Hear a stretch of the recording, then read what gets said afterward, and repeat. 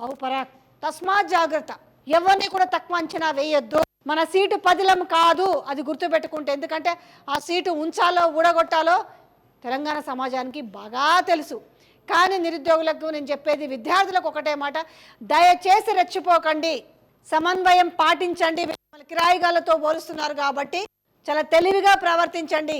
చివరిగా ఒక్క మాట చెప్తున్నారు, సూసైడ్ నోట్లు గ్రూప్లలో వేస్తున్నారు. దయచేసి ఎవ్వరు కూడా అవసరమైతే వాళ్ళ ఉద్యోగం బీకండి, మీ ఉద్యోగాల కోసం. దయచేసి ఆత్మహత్యలకు పాల్పడవద్దు. మీరు పోతే ముఖ్యమంత్రికి నష్టమో, మంత్రికి నష్టమో, ఇంకా ఎమ్మెల్సీలకు నష్టమో, కోదండరామ్కో ఏం నష్టం జరగదు. ఇట్లా కంటి తుడుపు చర్యలాగా తోసేస్తారు.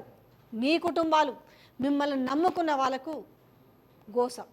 దయచేసి అట్లాంటి ప్రయత్నం చేయకండి, పోరాటం చేయండి, కళ్ళు తెరిపించండి. అవసరమైతే వాళ్ళ సీటు ఊడగొట్టండి, కానీ వాళ్ళ ఉద్యోగం ఊడగొట్టండి, మీ ఉద్యోగాల కోసం. కానీ దయచేసి ఎలాంటి పరిస్థితులకు కూడా మీరు పాల్పడవద్దు.